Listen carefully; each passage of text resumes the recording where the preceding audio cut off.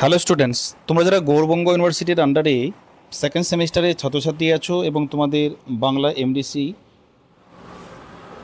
Core সাবজেক্টটা আছে, আজকের ক্লাসটা তোমাদের জন্য খুবই গুরুত্বপূর্ণ।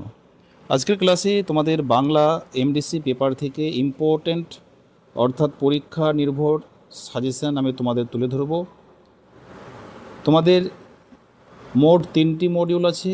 3টি মডিউলে তোমাদের কি পড়তে হবে সেই প্রশ্নগুলাই কিন্তু আমি তোমাদের সামনে তুলে ধরবো। তোমরা প্রথম থেকে শেষ পর্যন্ত ভিডিওটা দেখো তোমাদের বাংলা এমডিসি কোরের এটা হচ্ছে পেপার। এই পেপার অনুযায়ী তোমাদের পরীক্ষা হবে চলচ্চিত্র ও বাংলা সাহিত্য। দেখো মডিউল 1 বাংলা সাহিত্য ও চলচ্চিত্র, এখানে পূর্ণ মান মানে এখানে প্রশ্নের যে মানটা, এখান থেকে তোমাদের 15 মার্কের প্রশ্ন থাকবে, একটা হচ্ছে 10 মার্ক এবং 5 মার্ক।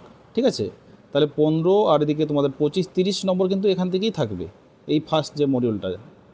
এবার এখানে তোমাদের সাহিত্য ও চলচ্চিত্রের মধ্যে সম্পর্ক আলোচনা করো,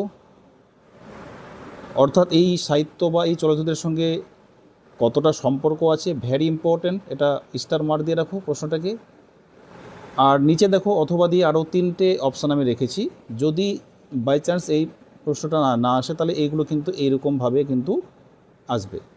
যেহেতু তোমাদের বাংলা এমডিসি প্রিভিয়াস ইয়ারে কোশ্চেন হয় না, সেই জন্য সিলেবাস অনুযায়ী কিন্তু প্রশ্নগুলো কিন্তু করা হয়েছে। ঠিক আছে, তাহলে এখানে দেখো বাংলা সাহিত্য এবং বাংলা চলচ্চিত্রের মধ্যে পারস্পরিক প্রভাব আলোচনা করো।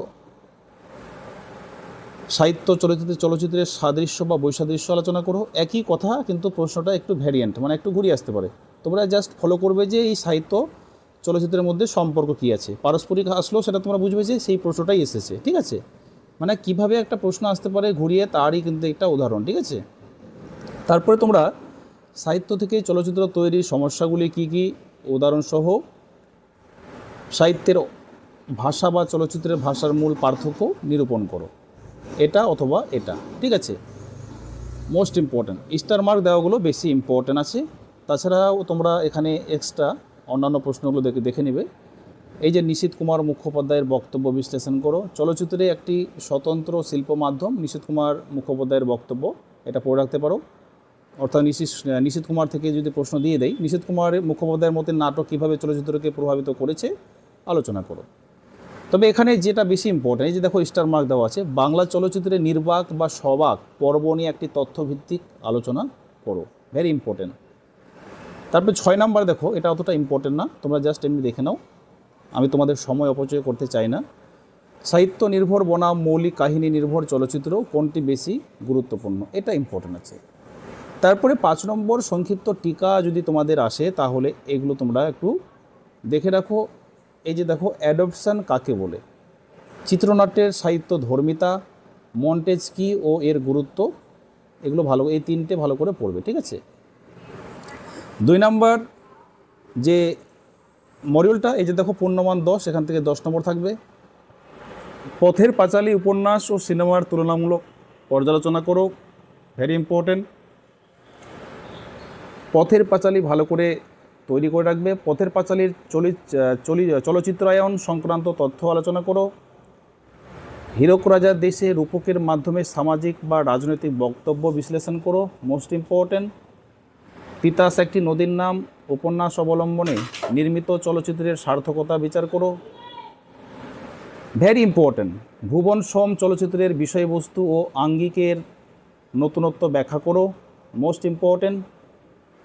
তাহলে তোমরা এই যে দেখো, আমি আবার দেখাচ্ছি পুনরায়। 1 নম্বর হীরক রাজার দেশে, তিতাস একটি নদীর নাম, ভুবন সোম, মোস্ট ইম্পর্টেন্ট। শব্দ একজন ফলি আর্টিস্টের মনস্তাত্ত্বিক সংকট কীভাবে ফুটে উঠেছে, এই 5টে পড়বে অবশ্যই, কিন্তু তোমরা পরীক্ষায় এই কমন পাবেই।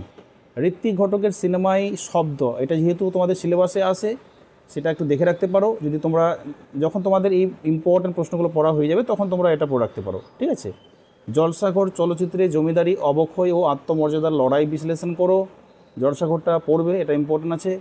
মেঘে ঢাকা তারা চলচ্চিত্রে জল ও পাহাড় প্রতীকের বিশ্লেষণ করো। দেখো তোমরা হয়তো তোমাদের মনে হতে পারে যে স্যার আপনি এতগুলো প্রশ্ন দেখাচ্ছেন, কিন্তু আসলে বিষয়টা তা না, কারণ সিলেবাসটাই এই যেহেতু সাহিত্যিক বিষয়গুলো না, এই সাহিত্যিক বিষয়গুলো এখানে কিন্তু জড়িত আছে, আর এই সাহিত্যিক বিষয়গুলো যারা বাংলা অনার্স করে তারা জানে।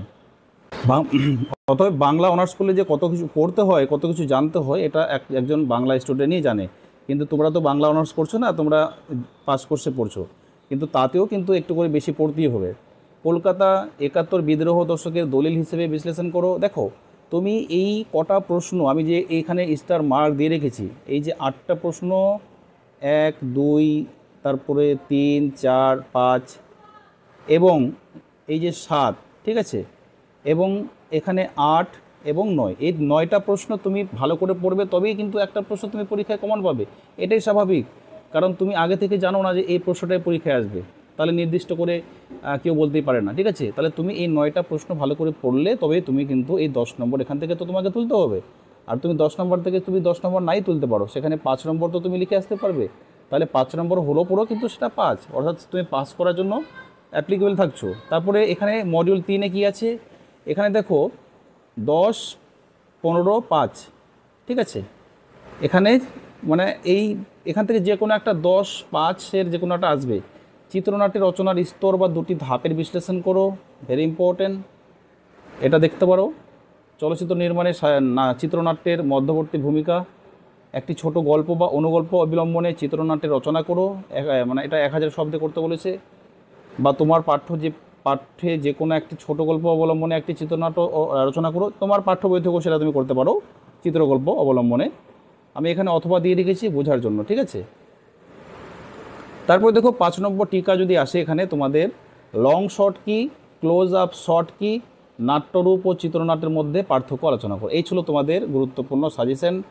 আর তোমরা যদি বুঝতে না পারো, তোমাদের সিলেবাসটা অবশ্যই তোমরা কমেন্টে লিখে পাঠাবে, এবং তোমাদের এই ভিডিওটা অবশ্যই তোমাদের বন্ধুবান্ধবের কাছে শেয়ার করবে, কারণ বাংলা এমডিসি পেপারে অনেকে নাম্বার কম পায়। আর এই ভিডিওগুলো ভালো করে দেখলে পরে সাজেশনটা পড়ে গেলে তোমরা আশা করি ভালো নাম্বার পাওয়ার তোমরা ক্ষমতা রাখবে। আর তোমরা যারা স্টাডি মেটেরিয়াল পারচেস করতে চাইছো, তাহলে এই যে নম্বরটা দেখতে পাচ্ছ, এই নম্বরে যোগাযোগ করে তোমরা স্টাডি মেটেরিয়ালটা সংগ্রহ করো।